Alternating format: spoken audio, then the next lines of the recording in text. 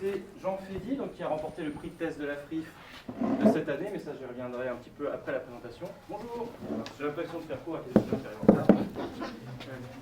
Donc, Jean a fait sa thèse à l'ENS Paris-Saclay avec Jean Trouvé, donc je pense qu'il va un peu nous parler de ses travaux en thèse. Maintenant, il est en postdoc à l'Imperial College à Londres, dans l'équipe de Michael Brodstein. Et on peut le féliciter, à partir de décembre, il sera dans une nouvelle équipe INRIA ECA à Paris. Donc bravo, parce qu'il a obtenu un poste. Merci. Ce dont vous rêvez sans doute tous, enfin au moins certains. Vous y arriverez, peut-être. Donc en termes de sujet, c'est plutôt la géométrie, donc tout ce qui est analyse de forme pour l'imagerie médicale notamment, et biologique, le transport optimal et l'analyse géométrique de données, ce qui est peut-être ce dont il va nous parler aujourd'hui. Donc voilà, donc Jean, tu as 45 minutes. Okay. Dans 45 minutes, je serai obligé de crier pour t'arrêter. Voilà, très bien. Profites-en. Ok, bon bah merci beaucoup d'abord au comité de m'avoir donné le prix et de m'avoir invité à vous parler aujourd'hui et à vous d'être venus. Donc j'espère que vous ne regretterez pas de vous être levé si tôt. Alors, un petit mot d'abord parce qu'on ne se connaît pas. Alors, bon, on a fait un petit peu mon CV, mais finalement, je voulais juste vous dire, ma formation, c'est vraiment un parcours maths info dirigé vers la médecine. C'est-à-dire que j'ai fait toutes mes études, toute ma thèse en imagerie médicale, un postdoc en deep learning géométrique, et à partir de décembre, je travaillerai vraiment à INRIA sur de l'analyse de données médicales dans une équipe remplie de médecins. Cette orientation vers la médecine, c'est quelque chose que j'ai fait très tôt, en fait dès mon stage de master chez Siemens Healthcare à Princeton. Et depuis, j'organise régulièrement des formations, des colloques à destination des médecins de la région parisienne et de France tout entière. Donc, vous l'aurez compris, désolé.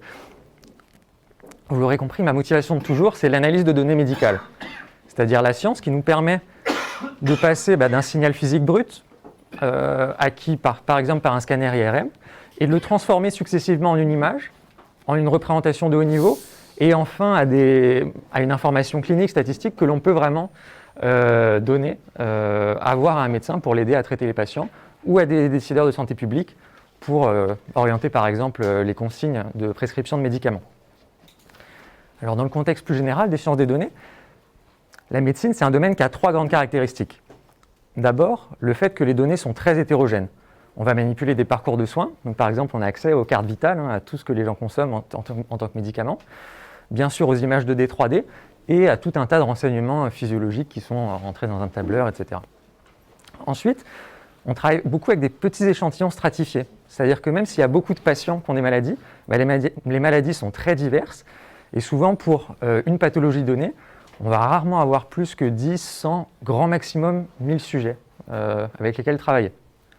Enfin, parce qu'on est en médecine, on ne peut pas se contenter d'avoir des bonnes performances en moyenne. D'accord ? Ce qui nous intéresse, c'est précisément la gestion des outliers, donc des gens qui sont très malades, des gens qui ont un clou planté dans leur radio, un clou planté dans la jambe, et de la queue lourde des distributions.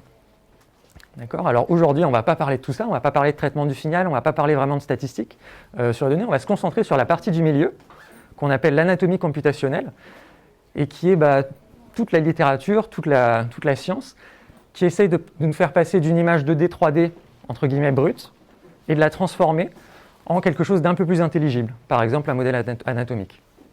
Finalement, c'est ce qui se rapproche le plus de la vision par ordinateur dans le domaine de l'imagerie médicale. Alors, dans ce sous-domaine, finalement, qu'est l'anatomie computationnelle, on peut distinguer 3 grands types d'objectifs. D'abord, on peut essayer de détecter un objet. Donc ici, par exemple, une calcification sur une mammographie, peut-être indicatrice d'un cancer. Ensuite, on peut essayer d'analyser des variations. Par exemple, faire des études épidémiologiques sur tous les cerveaux des gens dans la salle, voir si les gens, déjà d'un cerveau à l'autre, s'il y a des grosses différences, et ensuite une personne, entre 2 scans à 3 ans d'intervalle, est-ce qu'on peut remarquer peut-être malheureusement une fonte de l'hippocampe, vous voyez, qui pourrait indiquer, être un signe de diagnostic précoce pour la maladie d'Alzheimer. Enfin, et c'est un 3e volet, si on peut essayer de recaler un modèle biomécanique de grande qualité sur des images finalement 3D en noir et blanc, pour essayer d'inférer des renseignements vraiment de haut niveau. Donc aujourd'hui, on arrive à deviner la circulation du sang dans le cœur à partir finalement d'une image. On voit juste les parois et peut-être on peut estimer un peu la diffusivité du sang. Donc dans cet écosystème. Par rapport au reste de la conférence Eurasis, par rapport à la vision par ordinateur en général, on peut distinguer, je dirais, 3 grandes particularités. D'abord, en imagerie médicale, les prises de vue sont assez standardisées. D'accord ? On sait ce qu'on regarde, c'est marqué dans le fichier, et il y a peu d'occlusion. C'est-à-dire qu'il peut y avoir des acquisitions partielles, hein, on n'observe pas les humains en entier, mais en tout cas, quand on vous met dans un scanner 3D, on a vraiment l'information sous tous les angles de vue, etc. Donc c'est très différent du LIDAR, par exemple. Ensuite, on s'intéresse à faire un travail de très haute précision, souvent millimétrique. Donc, on cherche vraiment à détecter des toutes petites variations sur des volumes de haute définition. Et enfin, parce qu'on est dans le milieu médical, c'est très important de pouvoir donner des garanties de robustesse et de régularité sur les méthodes que l'on développe. D'accord ? Par exemple, c'est vraiment hors de question de faire des algorithmes qui peuvent donner des résultats évidemment faux. D'accord ? Évidemment faux à un médecin. Parce que si vous montrez à un médecin que votre algorithme, quelque part, fait des erreurs qui, pour lui, c'est des erreurs de L3 ou de L1 de première année, c'est direct au revoir. D'accord ? On est vraiment obligé d'aller au-delà des scores de performance un peu réducteurs. D'accord ? Alors, c'est un domaine, l'IA en médecine, qui est en pleine mutation. L'enjeu auquel on est confronté, c'est qu'avec l'arrivée de bases de données d'envergure nationale, on a envie de développer des modèles qui vont combiner une réelle expertise médicale, qui est dans la tête des médecins ou dans leur manuel, avec les jeux de données qui ont été mis à disposition finalement dans les 5-10 dernières années. Le défi, c'est l'arrivée des cartes graphiques.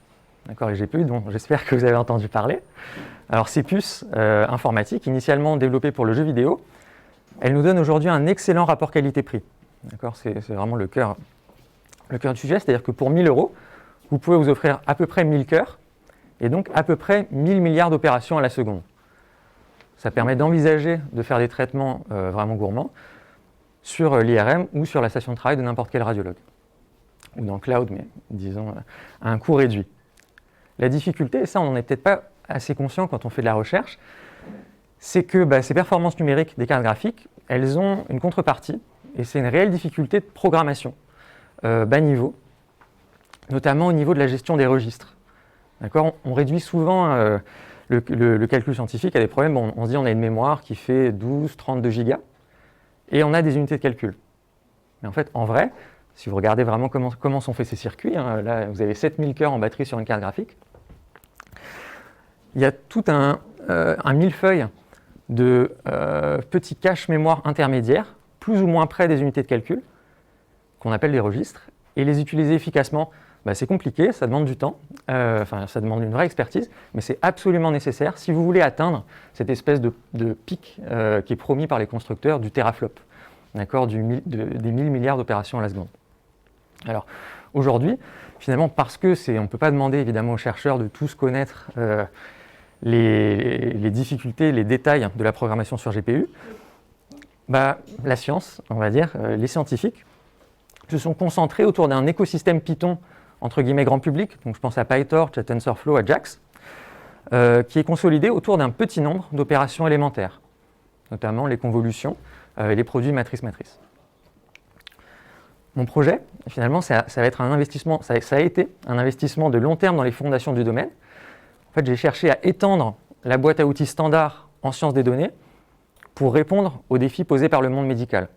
Tout mon travail, vous allez le voir, ça va être de rajouter des opérations, essentiellement dans PyTorch, pour permettre aux gens de travailler vraiment efficacement avec des programmes qui font sens pour l'anatomie, la biologie, etc. Finalement, j'ai un travail assez bas niveau, dans les fondations de domaine. Mon but, c'est de faciliter dans le grand public le développement de modèles avancés sans faire de compromis sur les performances numériques. Alors aujourd'hui, du coup, je vais vous présenter vraiment un travail de fond, des layers très bas niveau aux applications un peu sympas. On va passer des fondations numériques aux applications biomédicales avec d'abord toute une partie sur la manipulation efficace de matrices symboliques. On va voir ce que c'est. Je pense notamment à des matrices de distance ou de noyaux. Ensuite, on va parler un peu de transport optimal, donc il y a un nom un peu ronflant pour parler de méthode de tri généralisée, au-delà de la dimension 1, au-delà des réels. Et enfin, quelques applications en deep learning géométrique, notamment pour de l'analyse de protéines ou du recalage de poumons. Enfin, en conclusion, je vous présenterai un peu l'avenir de ces outils, le contexte dans lequel on l'a développé, et peut-être un tout petit peu les perspectives cliniques, surtout dans les questions, parce qu'il faut faire court. Alors, d'abord, parlons un peu de matrices symboliques. Comme vous le savez, je pense, les outils de calcul scientifique manipulent surtout des matrices. D'accord ? En fait, regardez, MATLAB, Fortran, la syntaxe est explicitement dédiée aux matrices. TensorFlow, c'est marqué dans le titre, d'accord ? C'est un flow de tenseurs, donc un flow de matrices. PyTorch, NumPy aussi. Donc c'est très sympa. Mais cette concentration de tous nos programmes autour de l'abstraction des matrices, elle se heurte à une vraie limite, qui est que sur GPU, finalement le facteur limitant, ce n'est pas vraiment la puissance des calculs, mais les accès mémoire. D'accord ? Alors, notamment dans la vraie vie, si vous cherchez à manipuler des grands nuages de points, et par exemple vous allez calculer des matrices de distance entre tous ces points, vous avez 1 million de points, vous voulez calculer une grosse matrice de distance 1 million, déjà elle ne va pas tenir dans votre mémoire, c'est lourd. Et même si vous la décomposez en petits bouts, en fait le simple fait de faire se balader dans votre GPU tout un tas de tuiles, tout un tas de petites matrices de distance, ça va énormément ralentir votre programme. En fait, en jargon, on va dire que les temps de transfert entre la grosse mémoire, celle qui fait 12 Go, 32 Go sur votre carte graphique, et les registres, ils sont tellement lents qu'ils deviennent le goulot d'étranglement de tous vos programmes. Et en fait, ce fait-là pénalise l'utilisation de grandes matrices denses dans les applis concrètes. Alors une solution souvent pour tenter d'aller au-delà de ce problème, c'est d'utiliser des matrices creuses. Vous savez, des matrices qui sont données, qui ont beaucoup de coefficients qui sont nuls, et donc qui sont encodés, avec juste une liste de coordonnées pour les coefficients intéressants et des valeurs. Alors ça paraît être une bonne idée, notamment sur carte graphique, notamment sur processeur, mais sur carte graphique, c'est pas si efficace que ça. D'accord ? Et la raison, c'est que les cartes graphiques, parce qu'à la base, elles sont prévues pour faire du traitement d'image, en fait, des pixels, etc., elles favorisent énormément les accès mémoire contigus, c'est-à-dire les accès mémoire par gros blocs de plusieurs centaines ou milliers de bits. Et donc, juste accéder de manière un peu random, de manière aléatoire, à des valeurs complètement désordonnées, ce n'est pas si efficace que ça. Et ces faits numériques, en fait, empêchent les matrices creuses d'avoir un impact réel en dehors de l'analyse de graphes et un peu de l'analyse de mèches. D'accord ? Alors, face à cette situation, finalement, les matrices denses, c'est un peu trop lourd, parce qu'on manipule des trop gros tableaux. Les matrices creuses, malheureusement, notre matériel n'est pas fait pour ça. Les chercheurs sont face à un compromis quand ils veulent atteindre des performances optimales. C'est-à-dire ou bien on se restreint aux opérations qui sont supportées directement par le constructeur, donc tout ce qui est implémenté par NVIDIA et ensuite impacté dans PyTorch ou TensorFlow. Donc c'est les convolutions, 2D, 3D sur des grilles, les FFT, tout ce qui est BLAS, donc tout ce qui est l'algèbre linéaire. Ou bien on développe soi-même, finalement si on veut faire quelque chose qui sort un peu du cadre, on est obligé de développer soi-même de nouvelles routines numériques en C++, CUDA. Et ça demande plusieurs mois de travail. D'accord ? Alors, peut-être vous connaissez, alors FAIS, c'est les codes vraiment de référence pour faire de la recherche du plus proche voisin. Si vous allez un peu dans le dépôt, vous allez voir, il y a des dizaines de fichiers C++ avec des schémas très customisés. On a parlé aussi à quelques reprises dans la conférence de quelque chose comme KPConv, d'accord, des modèles qui permettent de faire des convolutions sur des nuages de points 3D. Si vous êtes sur le dépôt, encore une fois, vous avez un espèce de petit wrapper, enfin une petite interface Python, et ensuite beaucoup de code CUDA. Et la raison de ça, c'est parce que, en tout cas jusqu'à récemment, c'était totalement impossible de coder efficacement des layers, des petites fonctions de traitement de nuages de points 3D efficacement en PyTorch, et donc on devait se frotter au C++, au CUDA, ce qui ralentit beaucoup la recherche. Alors notre solution, pour nous permettre de travailler efficacement, pour permettre à tout le monde de travailler efficacement, c'est cette bibliothèque que j'appelle Keops et qui promet un support vraiment efficace des matrices symboliques. Alors, les matrices symboliques, c'est quoi ? C'est une abstraction qui est illustrée à droite. Finalement, les matrices symboliques, c'est toutes les matrices dont les coefficients sont donnés par une petite formule, disons une distance ou un noyau gaussien, qu'on évalue sur des données xi, yj. Alors, donc, les exemples, c'est la distance euclidienne, c'est xi moins yj, vous faites la somme et vous mettez au carré, vous faites la somme. Un noyau gaussien, vous calculez la distance, puis ensuite vous appliquez une exponentielle. Ou tout un tas de transformés, donc les transformés de Fourier non uniformes. La formule, ça va être un exponentiel de i quelque chose. Ou aussi tout ce qui est transformer, enfin, si vous faites un peu du deep learning en traitement du langage naturel, d'accord, toutes ces nouvelles architectures, en fait, elles rentrent là-dedans. Et finalement, la raison, elle est simple, c'est parce que souvent, on manipule des grandes matrices, mais en dehors des matrices de données avec des coefficients vraiment compliqués, on essaie de conserver des intuitions, on essaie de conserver des programmes sur lesquels on peut raisonner. Et donc, naturellement, depuis toujours, la recherche se concentre sur des matrices dont les coefficients, on peut les écrire dans un article. Et donc, dont les coefficients rentrent dans ce cadre-là. Alors, la bibliothèque Keops, donc c'est la documentation, elle est en ligne, c'est kerneloperations.io. Finalement, c'est une extension pour PyTorch, NumPy, MATLAB et R, tout autant sur CPU que sur GPU, qui apporte un réel support tout compris pour cette abstraction-là. Finalement, ça vous introduit un nouveau type de matrice, comme les matrices creuses, mais les matrices symboliques, vraiment efficace et avec la différenciation automatique. Sous le capot, tout ça repose sur la compilation à la volée de schémas optimisés en C++, donc qu'on a codé, mais pour que vous n'ayez pas à le faire, qui sont exécutés pour chaque réduction. Donc je pense à une somme, un minimum, etc.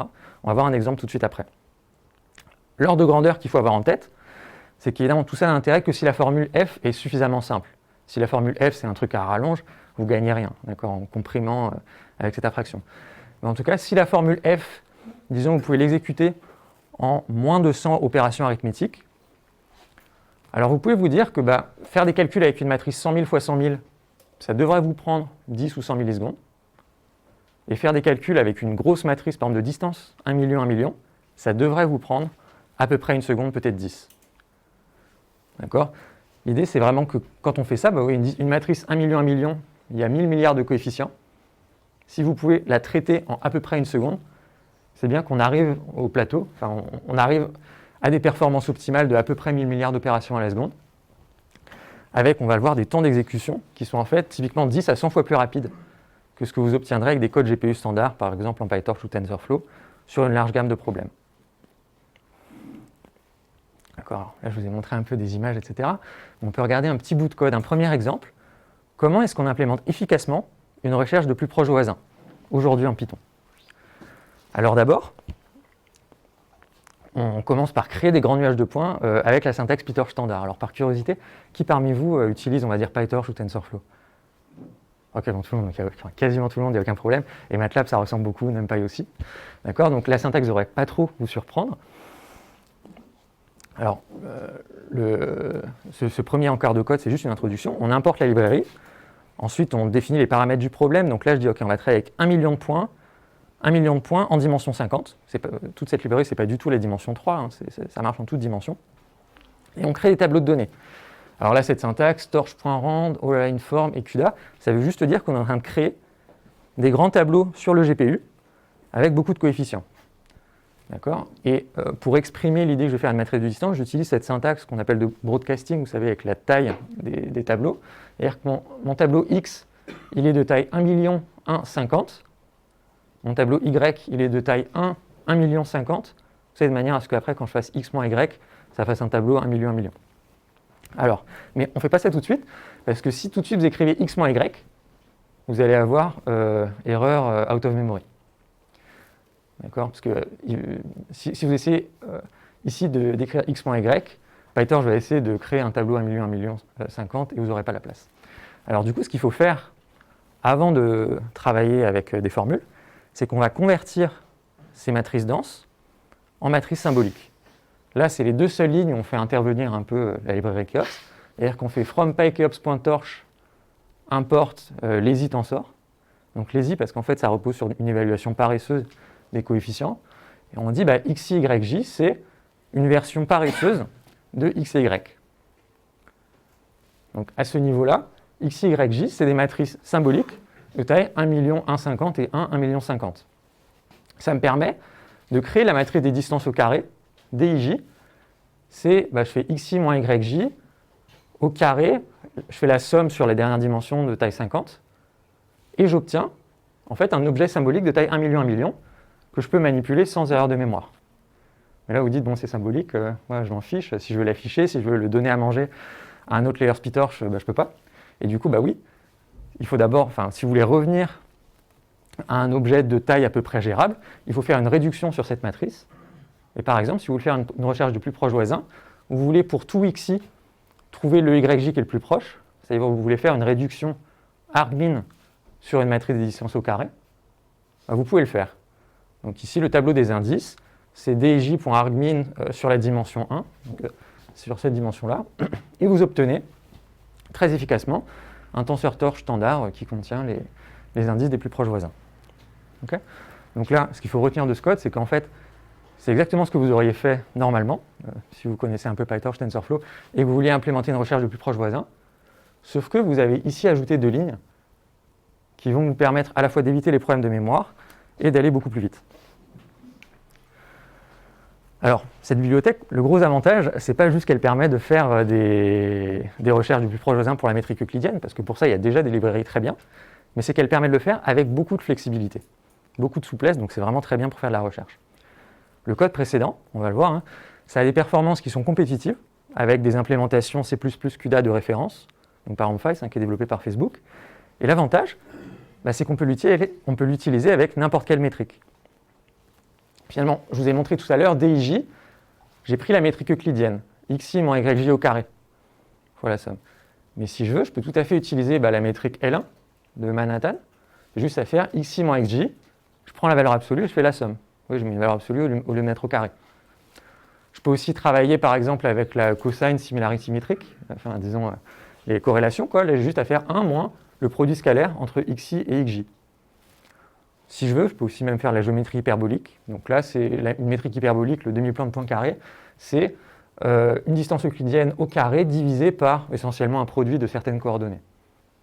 Ici, vous pouvez mettre en fait n'importe quelle formule un peu algébrique, le moteur va marcher, va vous compiler tout ça efficacement et vous renvoyer en fait une routine complètement différenciable. Pour aller plus loin, Keops, ça supporte des formules et des variables arbitraires, notamment donc on peut faire la plupart des réductions utiles, donc les sommes, les logsumexp, les argmin, les argcamin si vous voulez faire du K plus proche voisin, les produits matrices vecteurs. Ça supporte beaucoup d'opérations, donc à peu près tout ce que vous voulez, plus, fois, racine carrée, exponentielle, des petits réseaux de neurones, d'accord, parce qu'à la fin on va faire du deep learning, mais aussi des schémas avancés. C'est-à-dire que là le but c'est pas, là je vous montre des trucs un peu bourrins, où on fait vraiment pour toutes les lignes, on fait une réduction, c'est-à-dire qu'on calcule vraiment pour toute paire xi, xj, on évalue la formule. Mais dans la librairie, il y a aussi tout un support donc pour les calculs par batch qui sont ou pas de taille uniforme, de la parcimonie par bloc, ce qui va permettre d'implémenter des stratégies multi-échelles, genre Barnes-Hutt, etc. Et aussi la différenciation automatique, ce qui est crucial aujourd'hui, si on veut pouvoir un peu optimiser efficacement nos modèles. Alors, un petit graphe, un peu sur les performances, je dirais que c'est la slide la plus importante, d'accord, de tout l'exposé. C'est de se rendre compte que Keops va être étonnamment beaucoup plus rapide que PyTorch et nous permet de tirer le meilleur parti de notre matériel sans trop se prendre la tête. Alors ici, ce que je vous montre, c'est un benchmark en échelle log-log. Donc en abscisse, vous avez le nombre de points. En ordonnée, vous avez le temps de quelques fractions de millisecondes à quelques secondes. Pour une tâche simple, c'est une convolution avec un noyau gaussien entre un nuage de n.3D sur une carte à 1000 €, d'accord, une carte de gaming. Alors qu'est-ce que c'est une convolution avec un noyau gaussien entre nuages de points? C'est quoi? C'est juste, j'ai n points en 3D. Et ce que j'aimerais, c'est calculer pour chaque point un espèce d'estimateur de densité, finalement, comprendre qui sont les points autour de moi. Pour ça, la formule que vous voulez implémenter, c'est pour tout xi, calculer la somme sur j de exponentielle de moins xi moins xj au carré. D'accord? Cette opération-là, elle est fondamentale en physique, elle est fondamentale en méthode à noyau, etc. Elle est aussi fondamentale, du coup, en deep learning géométrique. Si vous regardez quelque chose comme KP-Conv, ça fait ces calculs-là tout le temps. D'accord? Parce que c'est une opération élémentaire et raisonnable. Vous avez des points que vous voulez savoir qui est à côté. D'accord? Alors, sur ce graphe, vous avez 3 courbes. La première, c'est NumPy. D'accord? Si vous regardiez MATLAB ou R, ce serait à peu près la même chose. Alors, on a un temps de calcul qui est, quand vous avez à peu près 1000 points, c'est aller 30 millisecondes. Donc c'est OK. Mais dès que vous passez à 10 000 points, dès que vous essayez de travailler avec de l'ordre de 10 000 points sur un CPU, ça devient très lent, plusieurs secondes, et vous en avez marre. D'accord? Alors, on constate, hein, d'accord, que le temps ici il est quadratique, parce que je suis en train d'évaluer une implémentation un peu bourrée, une brute force. À quoi vous voyez qu'il est quadratique, c'est que quand je multiplie par 10 le nombre de points, le temps de calcul est multiplié par 100. D'accord? Et vous voyez que toutes ces courbes, elles sont quadratiques, hein. Tout ça, c'est brute force. Mais la question, c'est quelle est la constante? Et la constante, elle varie énormément selon l'implémentation. Alors avec NumPy, la constante, ok, elle est à peu près de cette ordre de grandeur. 10 000 points, c'est trop long. Alors ce que vous savez qu'on peut faire, c'est prendre un code NumPy et l'utiliser en JAX ou en PyTorch. Et la constante, essentiellement, elle est divisée par 300. C'est beaucoup mieux. Et ça nous permet de travailler avec 1 millier de points. On n'en parle même pas, c'est trop facile. Et 10 000 points en quelque chose comme 10 millisecondes. Donc c'est satisfaisant. Et vous voyez, vous savez, hein, si vous regardez toute la littérature en vision 3D, c'est pour ça la plupart des en vision 3D, disons un CVPR, etc., il y a énormément de jeux de données finalement qui sont dans cette gamme, d'accord, avec des nuages de points qui sont toujours échantillonnés avec 2000, 5000, 10 000 points. C'est un peu pour cette raison, c'est parce que c'est la gamme où des outils comme PyTorch sont assez efficaces. Mais ensuite, dès que vous essayez d'aller au-delà, vous allez avoir des erreurs de mémoire et c'est décevant. L'avantage, c'est qu'avec finalement Keops, donc qui est la dernière courbe en rouge, on implémente des schémas qui sont vraiment efficaces, en fait, qui viennent du jeu vidéo. Finalement, en ayant un peu mis l'huile de coude pour que tout soit efficace. Et qu'est-ce qu'on observe? Alors, on observe qu'il n'y a aucune erreur de mémoire, c'est-à-dire qu'on peut aller vers du 1 million sans problème. Et surtout, et ça c'est un peu la surprise, c'est-à-dire que même pour des nuages de points de l'ordre de 10 000 points, on a des temps de calcul qui sont à peu près 30 fois plus rapides que ce que vous aurez avec PyTorch. D'accord. Finalement, autant la courbe bleue donc de PyTorch, elle montait, même s'il n'y avait pas les problèmes de mémoire, on serait très loin du 1000 milliards d'opérations à la seconde. Autant là, avec une implémentation un peu optimisée, en fait dédiée, on est capable d'atteindre du 1 million en une seconde, donc d'atteindre du teraflop, et d'offrir aux chercheurs les performances qu'ils méritent quand on achète un matériel aussi cher. D'accord? Alors maintenant, quelques applications. Alors juste, je regarde le temps. Très bien. Ce qu'il faut se dire, c'est que Keops, ça facilite la recherche en apprentissage machine. Je pense que quand je vous ai montré un peu les premières slides, vous avez tout de suite compris qu'avec ce genre de librairie, ça va être très facile d'implémenter du K-means ou des modèles de mixture de Gaussienne. D'accord? Keops est utilisable avec la formule, distance ou noyau de votre choix. Donc tous les algos simples qu'on vous apprend dans un master machine learning, il n'y a aucun problème. On peut les accélérer avec cette bibliothèque. Mais on peut aussi faire des trucs un peu plus compliqués, comme de l'analyse spectrale, de la représentation de données UMAP dans des espaces hyperboliques, etc. Peut-être une application un peu phare, c'est tout ce qui est lié au processus gaussien, à la régression noyau, au krigeage. Alors ça, je ne sais pas si vous êtes vraiment familier avec ça. Vous savez, c'est toutes ces courbes d'interpolation. On a des données en rouge, et on dit, je voudrais une courbe qui passe à travers les données, et puis en dehors du jeu de données, quand j'extrapole ou quand j'interpole, je voudrais avoir un peu des marges d'erreur. D'accord, ce truc-là, je pense que même si on ne l'utilise pas forcément en 3D, vous savez que c'est quand même très important. Et en fait, sous le capot, toutes ces méthodes-là, elles reposent juste sur la résolution d'un système linéaire, où la matrice est inversée. En fait, le système à résoudre a une structure algébrique très simple. C'est-à-dire que typiquement, c'est lambda fois l'identité, plus une matrice de noyau, qu'on appelle une matrice de covariance dans ces domaines-là.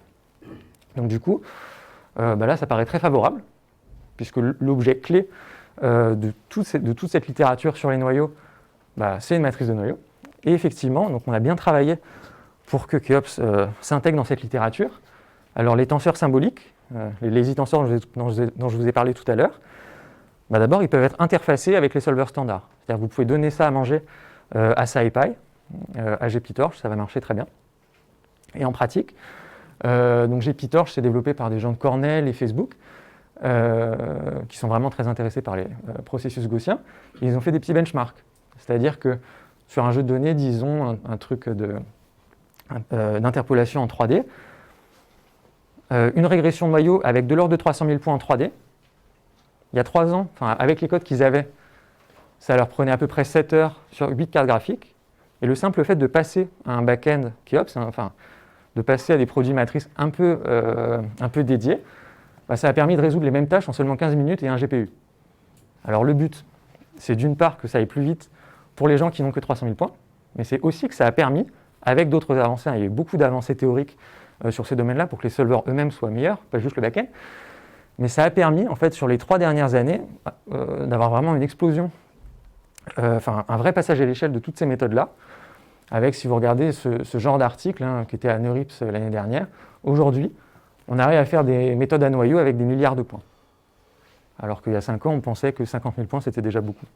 Je pense que c'est vraiment un bon exemple hein, sur lequel on a beaucoup travaillé d'interaction entre maths, modélisation, stats et effort numérique pour permettre en fait à ces domaines de donner leur plein potentiel. Un truc que j'aime bien aussi, mais là je vais passer vite, c'est finalement moi je viens des maths, alors ça me fait toujours plaisir que des gens qui ne savent pas vraiment coder, enfin qui savent coder, mais disons qui n'ont pas envie d'y passer beaucoup de temps, puissent étudier leur modèle simplement. Ça c'est un peu une démo pour montrer à quel point c'est facile. C'est des expériences numériques qui ont été réalisées par des amis à moi qui sont à l'Imperial College, donc notamment Antoine Diez, qui ont des modèles mathématiques pour simuler des populations d'oiseaux ou de nageurs. Alors par exemple ici, il faut penser, l'application finale, c'est typiquement comprendre comment évoluent les spermatozoïdes. D'accord ? Finalement, l'avantage c'est qu'avec ces codes Python, on peut faire tourner, on peut passer à l'échelle sans avoir à passer trop de temps sur les modèles approximés, etc. Et donc avoir des démos en temps réel de 100 000 nageurs pour des modèles relativement complexes. Ce qui permet aux gens de voir si, en pratique, ça se comporte bien comme dans les théorèmes, quand n tend vers l'infini, est-ce qu'on observe bien les comportements, etc. Et la réponse, souvent, c'est oui. Okay. Vraiment, l'idée, c'est qu'on peut simuler des choses très variées, des problèmes de packing aux méthodes de Monte-Carlo, sans trop de complications en Python. Alors, tout ça, c'est bien. Est-ce que vous avez des questions, rapidement ? Okay. Sinon, on va passer à la suite. Mais donc, là, cette grosse première moitié, ces premières 30 minutes hein, de l'exposé, c'était pour vous présenter ce qui me paraît être l'outil le plus important issu de ma thèse, c'est-à-dire ces bibliothèques qui accélèrent beaucoup, qui facilitent la vie à beaucoup de gens. Et maintenant, je vais vous parler, en peut-être 10-15 minutes, d'un de ces problèmes sur lesquels j'ai beaucoup travaillé, qu'on appelle le transport optimal. Alors, le transport optimal, qu'est-ce que c'est ? C'est un nom compliqué, mais il faut vraiment penser que c'est la généralisation du tri, donc sorting, aux espaces de dimension D plus grande que 1. Alors, le contexte, c'est imaginons qu'on a deux nuages de points, x1 et xn, y1 et yn, dans Rd. On définit la distance de transport optimale entre A et B comme finalement la distance des moindres carrés, xi moins yi, mais à permutation près. C'est-à-dire que la distance de transport optimale entre deux nuages de points, c'est la plus petite distance des moindres carrés quand vous avez le droit d'optimiser sur la permutation. Donc ça s'écrit comme le min pour sigma dans l'ensemble des permutations de n points, du coup de la somme des xi moins y sigma de i au carré. Alors, on dit que ça généralise le tri aux espaces métriques, parce qu'en dimension 1, quand vous faites ce problème-là, vous vous rendez compte que vous tombez sur la permutation croissante. D'accord ? La permutation du moindre effort, c'est la permutation qui vous trie les points, en fait, qui évite les croisements. Parce que si vous essayez de trier x1 et x5 sur y3 y1, et vous faites des croisements, en fait, c'est sous-efficace. Vous pourrez prendre un raccourci, juste demander aux gens d'aller en ligne droite sans se croiser, ce sera plus efficace. Okay ? Alors, ça c'est ce qu'on appelle le problème d'assignement. Concrètement, pour des raisons pratiques, on va le généraliser, pas seulement aux nuages de points, mais aux nuages de points pondérés, voire même aux distributions de probabilité continue. Et on va exprimer en fait ce problème-là. Vous pouvez vraiment penser comme un problème sur les permutations, mais comme un problème d'optimisation linéaire. C'est-à-dire qu'au lieu de travailler avec une permutation, on travaille avec une grosse matrice, qui est une espèce de plante générale. Il y a 5 lignes, 5 colonnes, L lignes, M colonnes. Cette matrice PIJ, et on minimise un objectif qui essentiellement c'est une distance au carré minimale, avec des contraintes sur le plan de transport, qui expriment le fait que c'est une matrice de permutation. D'accord ? C'est-à-dire que chaque point au départ est transporté jusqu'à l'arrivée. Alors, l'important c'est de retenir que cet objet-là, c'est ce qu'on appelle la distance de Wasserstein au carré, elle a beaucoup de propriétés attrayantes. D'accord ? D'abord, elle est symétrique, c'est-à-dire que la distance entre A et B, c'est la même chose que la distance entre B et A. C'était symétrique dans ma définition. Ensuite, elle est positive, donc la distance entre A et B, c'est toujours plus grand que 0, et c'est défini. C'est-à-dire que la distance de transport entre deux nuages de points non étiquetés, elle va être nulle si et seulement si il y a un recouvrement des nuages de points.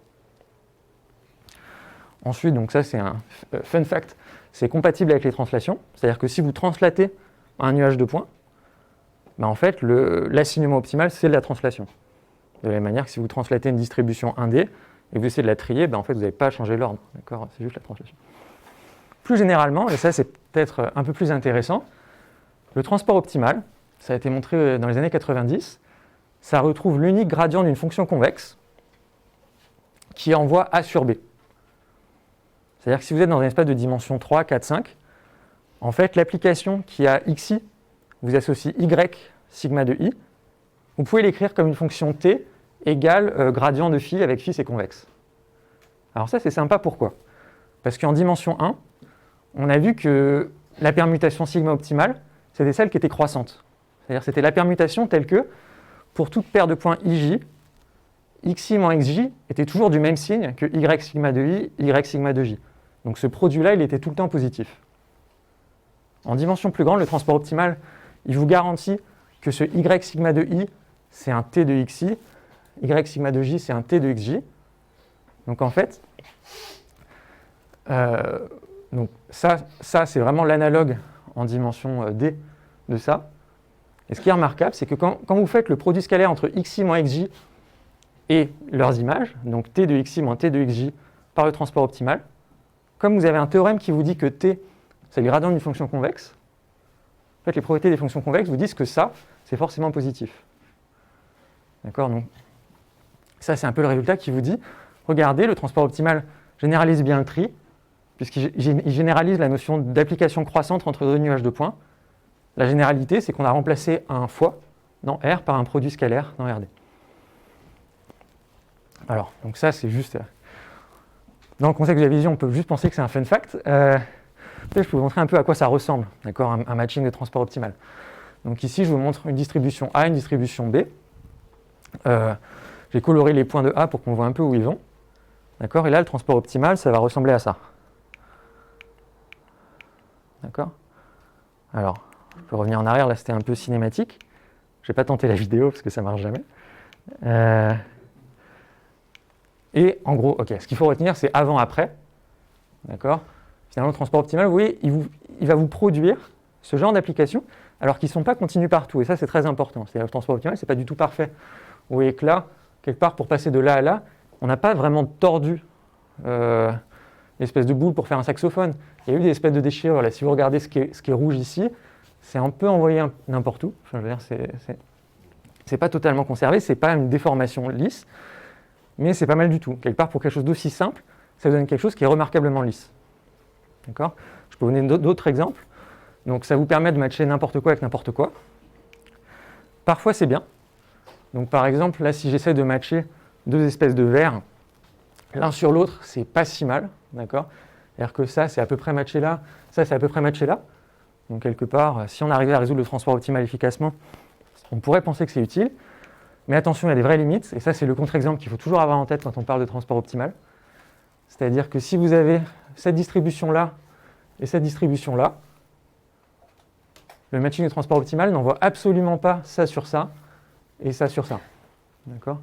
Là, vous voyez avec les couleurs, en fait, le transport optimal, il vous envoie cette partie-là ici et cette partie-là ici. D'accord ? Pourquoi ? Parce que dans le fond, c'est du tri. Et là, cette configuration 2D, vous voyez, il y a une dimension qui est vraiment importante, c'est celle-là. Et donc, en fait, le transport optimal a quasiment fait juste du tri 1D. D'accord ? Donc, il faut toujours avoir ça en tête. Si vous voulez faire du transport optimal un peu efficacement, ou bien il faut avoir des formes qui se ressemblent, ou bien il faut travailler pas en 2D, mais dans un espace de features un peu plus intéressant. D'accord ? Toujours est-il que ça peut être sympa, et notamment, on ne va pas s'étendre dessus, mais en fait, si vos formes sont assez proches les unes des autres, avec des distances de transport optimal, on peut définir des interpolations, qu'on va appeler des barycentres de Wasserstein, qui interpolent de manière vraiment géométrique, si vous voulez, particulière entre des distributions, finalement pour un coût numérique ou mathématique, qui est proche de celui que vous ferez juste en faisant des simples barycentres point à point. D'accord ? Donc, toutes ces raisons-là font qu'il y a une vraie motivation à travailler sur le transport optimal depuis très longtemps, que ce soit en 3D ou en sciences des données. Le souci, c'est que tout ça repose sur la solution d'un problème d'optimisation qui a priori est compliqué. D'accord ? Il n'y a aucune raison que ce soit simple d'optimiser sur une permutation. Alors, la vérité, c'est que ce problème d'assignement linéaire, en toute généralité, il est trop difficile à résoudre. D'accord ? C'est-à-dire que si les distances c'était n'importe quoi, etc., ce serait un problème d'optimisation linéaire. L'optimisation linéaire, c'est difficile, forcément cubique, etc. Donc on ne pourrait pas. Heureusement, en fait, toute la littérature s'est concentrée sur l'idée qu'en pratique, vous travaillez en dimension 3, en dimension 10, vos nuages de points a priori ont de la structure, a priori, votre matrice de distance a de la structure, et vous allez être capable de l'utiliser pour que les solvers soient rapides. D'accord ? Alors un outil fondamental dans cette littérature, c'est ce qu'on appelle le transport régularisé. C'est-à-dire qu'en fait, on définit un espèce de coût OT epsilon entre A et B, qui est égal au coût de transport optimal plus une pénalité anthropique, une espèce de barrière lisse. En fait, ça permet de travailler avec une approximation lisse et strictement convexe du problème original, qui est plus facile à étudier et qui est derrière un algorithme qui est très populaire. Peut-être vous en avez déjà entendu parler. On appelle ça l'algorithme de Sinkhorn ou de SoftSign. D'accord ? Alors, ça, il y a eu énormément d'articles publiés dessus depuis en fait longtemps. Hein. C'est des problèmes qui datent de l'époque de Schrödinger, mais qui sont un peu redécouverts périodiquement dans la littérature tous les 10 ans. Il y a un souci quand même, c'est que quand vous ajoutez cette pénalité anthropique, votre distance de transport optimale régularisée, c'est plus une distance. Notamment, vous pouvez voir que si vous prenez un nuage de points B, en général, OT epsilon de BB, ça va être strictement positif. Et si vous cherchez à minimiser OT epsilon de AB par rapport à A, vous tombez sur un truc dégénéré. D'accord ? Quelque chose qui ressemble à B, mais il y a une contraction du support. Alors ça, c'est embêtant. Ça embête les gens depuis au moins 20 ans en recalage de points 3D, en machine learning, etc. Et heureusement, en fait, on a trouvé des solutions dans les 4-5 dernières années. Première solution, c'est finalement, au lieu de travailler avec le coût régularisé qui datait de l'époque de Schrödinger, maintenant on travaille avec ce qu'on appelle les divergences de Sinkhorn. C'est-à-dire que, au lieu de travailler avec OT epsilon de AB, qui est un objet classique, on travaille avec une pseudo-distance S epsilon de AB, qui est égale à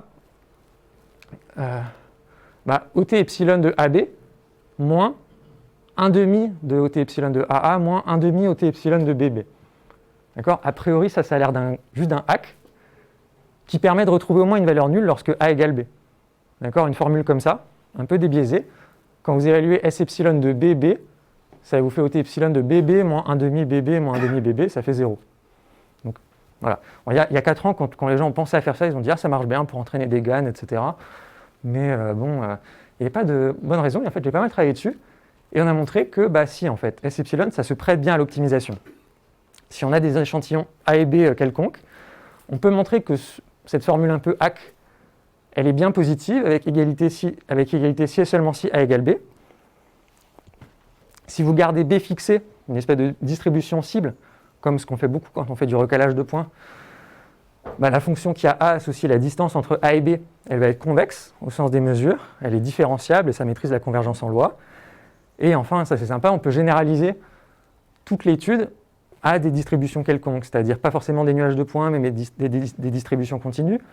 On peut travailler avec des métriques quelconques et même faire du transport optimal pas complètement bijectif. On appelle ça unbalanced, mais transport optimal où on a pris en compte le fait que peut-être qu'il y avait des outliers qu'on n'avait pas envie de matcher. D'accord ? Donc ça, c'est le versant théorique. Le versant pratique, c'est juste de se dire, bon, ok, on a compris qu'il est possible de définir des approximations du transport optimal avec lesquelles on peut travailler, mais comment résoudre finalement? Quels sont les solvers qui sont sur la table pour ce genre de problème de tri généralisé en dimension 2, 3, 4, 10? Alors c'est un problème important et on va dire, il y a des dates clés quasiment toutes les décennies depuis les années 40. D'abord, 42, c'est Kantorovich qui remarque que le problème d'optimisation est l'équivalent à un problème plus simple qu'on appelle le problème dual. Ensuite, dans les années 50, on a défini un algorithme qui est connu, qui s'appelle l'algorithme hongrois, qui est grosso modo qui est cubique. Mais ça ne s'est pas du tout arrêté là. D'accord ? Le problème, c'est que si vous allez sur Wikipédia, tout est un peu, disons, plus ou moins obsolète. Donc souvent, on s'arrête là, mais pas du tout. D'accord ? Donc dans les années 80, les gens ont beaucoup travaillé sur des méthodes d'enchères qui sont quadratiques. 90, on a commencé à utiliser du Sinkhorn avec des méthodes de recuit simulé, des heuristiques qui permettaient vraiment d'accélérer les calculs. Début des années 2000, il y a des articles CVPR complètement classiques maintenant, donc qui utilisent cette méthode-là pour faire du recalage de points. Et à partir de 2013, il y a une complète explosion, notamment à NeurIPS, ICML, en fait, suite à un article de Marco Cuturi, qui a remarqué que tous ces algorithmes-là, on pouvait très facilement les implémenter sur GPU. D'accord ? Donc ça s'y prêtait énormément. Les gens ont fait « Ah bah c'est super, on va pouvoir commencer à travailler vraiment efficacement avec quelques milliers de points. » Donc tout ça a stimulé la recherche. Beaucoup de travail sur les solveurs multi-échelles. Aujourd'hui, dans les cas favorables, on peut avoir des solveurs log linéaires. Et finalement, ce que je veux vous montrer aujourd'hui, enfin les outils que j'ai impactés, c'est ce qu'on va appeler un algorithme de Syncore multi-échelle sur GPU, qui a des performances quasiment log linéaires, et qu'on peut comprendre comme un algorithme de très rapide généralisé. Donc la morale un peu de toute l'histoire, c'est de dire on a beaucoup travaillé sur ce problème, beaucoup de gens, et aujourd'hui on a réussi à boucler la boucle, c'est-à-dire qu'on avait défini le transport optimal comme du tri généralisé. Maintenant on a des solveurs qui sont un peu du tri rapide généralisé, qui permettent de calculer cette notion de transport optimal très rapidement, sans vraiment contrainte. D'accord ? Donc le message de ces dernières slides, c'est pas du tout de vous dire le transport optimal c'est la panacée, mais plutôt c'est vraiment un outil fondamental que maintenant on sait calculer efficacement. Alors, quelque part, les ordres de grandeur, c'est que voilà, en 5 ans, l'état de l'art il a été multiplié par 10, 100 ou 1000, selon le régime d'utilisation. C'est-à-dire que si vous preniez l'algorithme de Cuturi, donc Syncorn GPU, de 2013 comme référence, en fait, en l'implémentant avec Keops, en rajoutant une heuristique de recuit simulé et en faisant du multi-échelle, si c'est possible, donc si vous êtes en faible dimension, vous êtes capable d'accélérer par un facteur x10, x100, x1000 et d'atteindre des performances tout à fait honorables. Donc aujourd'hui, si vous voulez résoudre ces problèmes de tri avec une précision de l'ordre du %, d'accord, la manière la plus simple, c'est simplement d'installer ce paquet, GMLOS, donc un solver que j'ai fait, d'acheter un GPU un peu récent, et on est capable aujourd'hui de travailler avec 10 000 points en 30-50 millisecondes ou 100 000 points en 100-200 millisecondes. D'accord ? Ce qui était vraiment l'objectif qu'on s'était fixé initialement. Parce que pour travailler avec des poumons, travailler avec des cerveaux, il faut 100 000 points. Et en abaissant les coûts à ce niveau-là, finalement, on commence à ouvrir la porte vers des applis cliniques. D'accord ? Alors, donc là, on va aller vite, mais tout ça pour vous dire, finalement, je vous ai parlé beaucoup des outils que j'ai développés dans ma thèse, donc des outils de calcul géométrique, des outils de tri généralisé, et maintenant, juste pour faire joli, quelques applications au deep learning géométrique. D'accord ? L'enjeu, c'est quoi ? Je pense que on en a déjà parlé pendant la conférence, c'est qu'on a envie de travailler avec des modèles profonds qui sont définis sur des domaines non euclidiens. Donc pas forcément avec des images et des volumes, mais des choses un peu plus générales que ça. Notamment, on pense aux nuages de points, aux surfaces, aux graphes, voilà, au-delà des volumes. Le défi, c'est que même s'il y a un intérêt, dans la communauté de recherche, mais même industriel en fait, pour ces méthodes-là, ces modèles restent assez mal supportés numériquement. D'accord ? Si vous regardez les articles, l'état de l'art, etc., dans tous ces domaines-là, comme KPConv ou plein d'autres, il y a toujours un dossier .CUDA, d'accord, et beaucoup de code très long à développer. D'accord ? Le C++, ça reste incontournable si vous voulez aller vite. Heureusement, c'est que grâce à tout ce travail qu'on a fait en amont, on a énormément simplifié ce travail de développement, ce qui permet...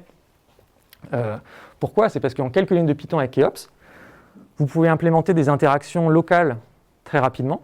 Donc c'est très facile de calculer des graphes de cas plus proches voisins rapidement. Mais c'est aussi possible de calculer des interactions globales. Donc par exemple, de dire j'ai tous mes points et je vais les laisser interagir tous avec tout le monde. D'accord ? Et grâce aux accélérations qu'on a avec Keops, c'est devenu envisageable de le faire à un coût raisonnable. Et donc ça a ouvert un peu la boîte de Pandore.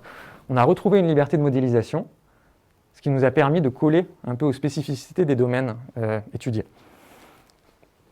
Alors, je vais passer, vous savez, j'avais mis des petits benchmarks et tout pour vous dire, regardez, si on a beaucoup de points et qu'on veut calculer des convolutions, on regarde les chiffres, mais en gros, c'est pas bête, on peut vraiment faire des convolutions entre tous les nuages de points, c'est efficace, et aussi donc faire des plus proches voisins. Et une application sur laquelle j'ai beaucoup travaillé, qui est assez sympa, c'est le docking de protéines. Alors, le docking de protéines, c'est quoi ? C'est, vous savez, les biologistes passent, beaucoup de biologistes en biologie structurale, finalement, travaillent pour avoir des espèces de photos 3D de protéines qui sont en interaction l'une avec l'autre. Donc en pratique, vous pouvez aller sur Internet, c'est PDB Protein Data Bank, et vous avez quelques milliers de photos de paires de protéines en interaction. Donc en pratique, c'est quoi? C'est 2 nuages de points 3D qui sont des atomes, donc c'est carbone, hydrogène, azote, etc., oxygène. Et vous savez que cette protéine-là interagit avec celle-là, dans cette configuration. Donc, comme problème un peu de deep learning au haut niveau, vous pouvez penser que vous avez ce nuage de points 3D et une donnée qui est, vous savez qu'ici, il y a un espèce de port d'attache pour d'autres protéines. Et donc le jeu, c'est de dire, est-ce que je peux être capable de prédire cette interface directement à partir du nuage de points 3D? D'accord? On peut le penser comme vraiment un problème de segmentation de surface 3D, assez intéressant parce qu'en entrée, vous avez un nuage de points avec vous imaginez que les features, ça va dépendre de la chimie, mais vous n'en savez pas beaucoup plus. Et il faut faire un modèle qui passe de ça à ça. D'accord? Assez bien. Pour me permettre de travailler. Bon, alors ça, c'est des choses qui avaient été faites. Par exemple, donc ça, c'était dans mon labo avant que j'arrive, ils avaient fait une architecture qu'ils appelaient Massif de Deep Learning, qui reposait sur des réseaux convolutionnels sur des surfaces, avec des patchs, etc. C'est un article qui avait été très bien recueilli dans la communauté, d'accord, donc c'était en couverture de Nature Methods et tout, mais le problème c'est que c'était très très très lent. En fait, c'était vraiment plutôt une preuve de concept que quelque chose de vraiment utilisable. Parce que quand vous avez des milliers de nuages de points 3D, découper plein de patchs géodésiques, etc., c'est vite un enfer. Heureusement, donc, on a réussi à travailler ensemble, à réimplémenter toutes ces architectures-là de patchs géodésiques avec EOPS, plutôt sur des nuages de points en ligne, etc. Ce qui nous a permis en fait de d'accélérer les temps de calcul par 100 000, en restant quand même proche des a priori qui étaient intrinsèques à la méthode. Donc l'idée que ce qui comptait c'était la surface, qu'il fallait être invariant aux rotations des protéines, etc. Donc en fait, on a été capable de conserver ce qui était vraiment important dans la méthode, tout en accélérant le tout, en le rendant différenciable. Et aujourd'hui, on continue à travailler, on espère optimiser des protéines pour qu'elles se dockent mieux, etc. C'est un exemple assez sympa. Un autre exemple, sur lequel je travaille avec des gens de Caroline du Nord, c'est du recalage de poumons entre expiration et inspiration. Donc là, vous avez ces nuages de points. C'est à expiration, à inspiration. Donc vous voyez, ok, là, alors, celui-là, clairement, il respire pas mal. Enfin, je veux dire, vous voyez, ça gonfle bien. Celui-là, peut-être je me ferai un peu de souci, d'accord, ça gonfle pas beaucoup entre le haut et le bas. Mais c'est un problème qui est vraiment sympa parce que vous savez qu'il devrait y avoir une correspondance entre l'un et l'autre. Il y a quand même du bruit, évidemment, c'est des données médicales. Mais en termes de recherche, d'appariement, de recalage, etc., c'est un problème qui est c'est un vrai défi parce que vous avez des déformations qui sont très complexes, c'est pas du tout rigide, de très haute résolution. Ces nuages de points-là, c'est en gros 100 000 points. Et pour lequel vous vous attendez à avoir des résultats de très haute précision. Il faut absolument faire un recalage de l'ordre du millimètre. Bon, en fait, après pas mal de travail, etc., je peux vous dire qu'à mon avis, une bonne pipeline un peu pragmatique pour résoudre ce genre de problème, c'est d'enchaîner en fait 3 recalages successifs. D'abord un pré-recalage global, donc une déformation affine que vous calculez avec du transport optimal. Ensuite un recalage, disons, au centimètre près, que vous faites en utilisant une méthode de deep learning un peu standard. Donc vous prenez un réseau multi-échelle, vous le régularisez avec un diffeomorphisme, ça vous donne quelque chose de pas mal. Et ensuite, vous pouvez faire l'affinage au millimètre près en utilisant quelque chose d'aussi rapide que le transport optimal avec des splines. Alors pourquoi est-ce que je me suis embêté à faire 3 étapes au lieu de faire un seul gros réseau, d'accord, end-to-end? La raison, c'est que sans doute vous en êtes rendu compte si vous faites de la recherche dans ce genre de problème, c'est qu'entraîner un réseau de deep learning un peu standard, c'est pas très difficile d'entraîner des réseaux pour qu'ils fassent un recalage au centimètre près, mais si vous voulez une très bonne précision, ça devient vraiment très cher, d'accord. Vous avez vraiment des diminishing returns, il faut augmenter la base de données considérablement, etc., pour avoir des améliorations à peine perceptibles. Donc juste, ça ne vaut pas le coup. D'accord. L'avantage d'une méthode comme ça, c'est qu'elle est facile à entraîner, donc entièrement sur des données synthétiques, et ça va quand même très bien marcher. Ça passe à l'échelle, puisqu'on ne fait que enchaîner. Vous voyez, ça permet d'utiliser des réseaux assez simples. Le transport optimal, on a des très bons solvers maintenant, qui fonctionnent très bien si vous avez déjà un pré-recalage assez bon. Et enfin, ça donne d'excellents résultats, d'accord, donc que ce soit sur Kitty ou sur Dirlab, qui est un jeu de données un peu standard pour le recalage de poumons.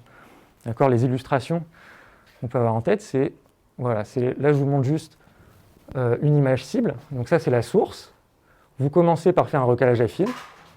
Donc vous voyez, si vous zoomez un petit peu, faire un recalage affine, ça ne marche pas du tout. Hein. D'accord, vous êtes très très loin du compte. Un réseau de deep learning standard, enfin, en l'occurrence c'est Point PWCnet si vous connaissez, ça vous permet de passer de ça à ça, vraiment à un coût humain assez réduit. Vous avez un recalage qui est de l'ordre de 5 mm. Et ensuite, plop, vous utilisez de la géométrie simple, comme le transport optimal, et vous avez quelque chose qui est à peu près parfait, à un coût raisonnable. Donc ça, c'est quelque chose, on va publier ça à la fin du mois dans un article. Là, il est encore en train d'être en revue, mais normalement, ça devrait passer. Okay. Donc le bilan de tout ça, finalement, c'est que c'est un investissement de long terme qui finit enfin par porter ses fruits. Je dirais qu'en 5 ans de travail, avec beaucoup de gens, on a apporté 2 vraies évolutions à la communauté. La première, c'est que le seuil au-delà duquel on peut penser qu'un problème géométrique est gros, c'est-à-dire au-delà duquel il faut vraiment commencer à faire des trucs un peu fins dans le numérique, etc., il est passé de 10 000 à 1 million de points. En fait, avec des librairies comme Keops, il n'y a vraiment plus besoin de s'embêter. Si vous avez 100 000 points, vous pouvez faire des choses brute force, ça marche très bien. Le deuxième, c'est que le statut du transport optimal dans la communauté, que ce soit en maths, en vision par ordinateur, en imagerie médicale, il a évolué. En fait, il y a 5 ans, on le voyait encore comme un problème linéaire assez complexe. Maintenant, on le comprend plus comme une méthode de très rapide généralisée. Enfin, on a rajouté cette compréhension, ce qui permet à la fois d'en cerner les forces, c'est-à-dire ça peut être très rapide, mais aussi les faiblesses. Clairement, ça ne peut pas résoudre tous les problèmes tout seul. Finalement, juste un peu de perspective sur l'histoire, c'est que j'ai commencé à faire du recalage d'images médicales. On s'est rendu compte que les outils nous permettaient pas, en fait, nous limitaient, nous permettaient pas d'exprimer tous les modèles avec lesquels on avait envie de travailler. Et donc, assez patiemment, d'abord en travaillant sur les matrices symboliques, ensuite sur les transports optimales, ça nous a permis de travailler beaucoup plus efficacement en analyse de forme, puis de faire du deep learning, et maintenant, j'espère enfin faire des vraies applications cliniques. D'accord ? C'est un peu tout chaud. L'avenir de ces outils. Alors, c'est d'abord, j'insiste vraiment sur le fait que tout ça, c'est absolument pas moi tout seul qui l'ai fait. C'était un vrai travail d'équipe, donc que ce soit avec mon directeur de thèse, Alain, Thibaut, François-Xavier et Gabriel, avec qui j'ai développé toute cette théorie du transport optimal. Benjamin Charlier et Johan Glonès, donc qui sont maîtres de conf à Montpellier et Paris 5, avec qui on a développé tous ces codes numériques. Et enfin, Freer et Zheng Yang, qui sont des doctorants en deep learning géométrique, avec qui on a vraiment travaillé sur les protéines et les poumons. En fait, travailler avec tous ces gens-là, vraiment super, plus Mark Niethammer, Bruno et Michael, ça m'a permis de me rendre compte que finalement, si on voulait faire un travail efficace dans nos domaines, c'est très important de communiquer entre domaines. D'accord ? Donc là, c'est un peu tout un tas de collègues, que ce soit en mécanique des fluides, en stats, des médecins, ou vous, finalement, la communauté de la vision par ordinateur. Donc, à la fois les domaines et les gens. Et dans ce contexte, je crois vraiment je parle surtout à tous les jeunes docteurs et doctorants, en fait, on a énormément de chance de vivre dans cette période charnière après la révolution du Python. D'accord ? Il faut vraiment se rendre compte que l'émergence de cette boîte à outils ouverte et modulaire, ça a été une bénédiction pour la communauté. D'accord ? Les bibliothèques de deep learning, ça a mis le calcul sur GPU, la différenciation automatique à la portée de tout le monde. Et ça a permis finalement d'attirer cet intérêt industriel majeur de Google, Facebook, qui a permis à nos domaines de complètement exploser au cours de la dernière décennie. Je pense que vous vous en rendez tous compte, c'est qu'interagir avec d'autres chercheurs, des médecins ou des ingénieurs, ça n'a jamais été aussi facile. Mais par contre, c'est très important de bien l'avoir en tête, c'est d'un autre côté, PyTorch et TensorFlow, ça a aussi vraiment biaisé la recherche, vers un petit nombre d'opérations bien supportées, notamment les convolutions sur des grilles et les produits matrice-matrice. Ce focus, cette espèce d'obsession avec les convolutions et les produits matrice-matrice, ce n'est pas du tout une conséquence, une limitation intrinsèque du matériel. Finalement, il suffit d'acheter une PlayStation 5 pour se rendre compte que notre matériel est tout à fait capable de simuler de vastes environnements 3D en temps réel. Et je crois que, en tant que chercheur, on doit continuer à travailler à ouvrir d'autres chemins en permettant le développement d'une gamme d'outils complète, pas juste pour les besoins de Google et Facebook, finalement des méthodes convexes et robustes à des modèles de deep learning vraiment expressifs. Je pense que c'est intéressant, et c'est intéressant scientifiquement, d'essayer de maîtriser tout cet écosystème. notre contribution dans tout ça, donc ça a été ces librairies que je vous ai présentées, qui sont rapides, économes en mémoire, versatiles et j'espère bien documentées. D'accord, j'ai écrit le site, donc si vous avez des questions, n'hésitez pas à me taper dessus. Par contre, alors et j'insiste, hein, il y a une vraie limitation, c'est-à-dire que tout ça, ça ne marche que si vos distances, que si vos formules sont simples. D'accord ? Toute cette accélération, les matrices symboliques, c'est utile que si la formule f de x, y, j, ça coûte pas cher de l'évaluer. D'accord ? Donc notamment, si on travaille dans des espaces de grande dimension, bah en fait, calculer les distances euclidiennes entre des vecteurs de taille 1000, mille de rien, c'est long. Et donc, dans ce cas-là, ça sert à peu près à rien, d'accord, ce que je vous ai présenté. D'accord, il faut être conscient de ça. Mais bon, après, on fait de la 3D ici, donc pas de problème. D'accord ? À venir cette année, c'est-à-dire qu'on va, on continue beaucoup à travailler sur ces outils, à la fois en ajoutant des supports pour les méthodes d'approximation dans Keops, et en rajoutant en fait un support optimal pour les barycentres et les images ou les volumes dans les solveurs de transport optimal. D'accord ? C'est un projet qui a déjà 5 ans. Finalement, on a commencé avec des preuves de concept, des premiers codes, des premières rencontres avec les gens. À partir de 2019, on a commencé à converger vers un projet un peu stable, avec quelques théorèmes solides, une API bien documentée, et maintenant de l'ordre de 100 000 téléchargements, d'accord, sur PIP. Maintenant, la prochaine étape, c'est d'aller au-delà de ça, d'essayer d'aller vers une bibliothèque vraiment mûre avec des articles d'application concrets. Donc, vous voyez, c'est pour ça que je travaille sur ces poumons, les protéines, etc., pour aller d'un truc sympa à quelque chose qui marche vraiment, avec une refonte du moteur de compilation et l'intégration de tous ces outils comme backend dans des librairies standards. J'espère que d'ici quelques années, 2022 c'est peut-être un peu optimiste, mais on aura des vraies applications cliniques. La conclusion, donc, vous l'avez compris, c'est que les matrices symboliques c'est bien. En fait, c'est vraiment à l'analyse géométrique ce que les matrices creuses ou sparses sont à l'analyse de graphes. Ensuite, que le transport optimal, c'est du tri généralisé. Donc, c'est pas mal et c'est pas cher, d'accord, mais c'est pas non plus parfait. Et surtout, que tous ces outils, ils sont là pour vous, en fait. On les a vraiment pensés pour que vous puissiez travailler simplement, sans passer 6 mois à faire du CUDA. Et j'espère que vous apprécierez, en fait, que vous apprendrez à travailler avec des GPU, nos matériels qui sont beaucoup plus versatiles qu'on le croit quand on reste cantonné à TensorFlow et PyTorch, et qu'il y a un travail constant, donc de nous, mais aussi de plein d'autres personnes, il y a plein d'autres labos qui font un travail similaire pour enrichir ces écosystèmes de développement, pour enrichir les fondations numériques de la recherche, au-delà de ce que quelques acteurs industriels sont prêts à soutenir. D'accord ? Donc, j'espère que tout ça, ça va stimuler la recherche dans les années qui viennent, que ce soit en machine learning classique ou en deep learning géométrique. Et si ça vous intéresse, notre documentation et plein de tutoriaux sont disponibles en ligne. Donc, merci beaucoup.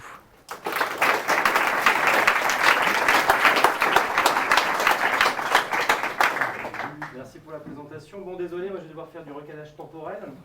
Donc 2 questions seulement. Et bien sûr, il y a la possibilité, on pourrait discuter avec Jean, sans souci. Merci pour la présentation.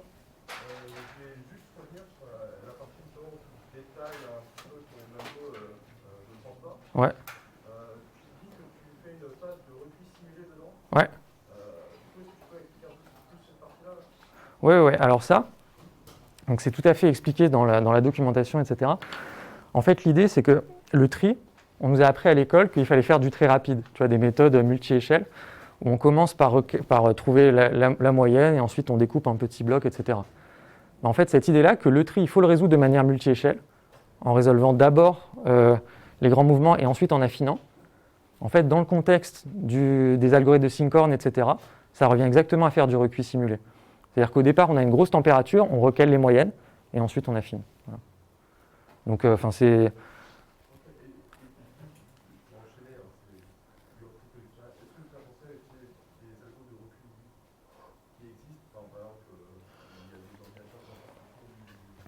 Alors, je ne sais pas, parce que quelque part, ce qui a été vraiment remarquable, c'est que quand on utilise des techniques de recuit, en fait, en 5 ou 10 itérations, on est très content. Enfin, ça converge très bien. Donc, j'ai jamais senti le besoin, si tu veux, d'aller vers des choses très compliquées. Il y a vraiment cette idée que le transport optimal, ce n'est pas du tout un problème qui est méchant. C'est un problème qui est convexe, tout se passe bien. Et en fait, il suffit d'utiliser les bonnes heuristiques, les bons back-ends, et ça va incroyablement vite. Donc, j'aurais tendance à penser que des méthodes très sophistiquées, que ce soit pour le recuit ou l'optimisation convexe, enfin, il n'y en a pas vraiment besoin, là, parce qu'on ne rentre pas dans un régime où on fait plusieurs dizaines d'itérations.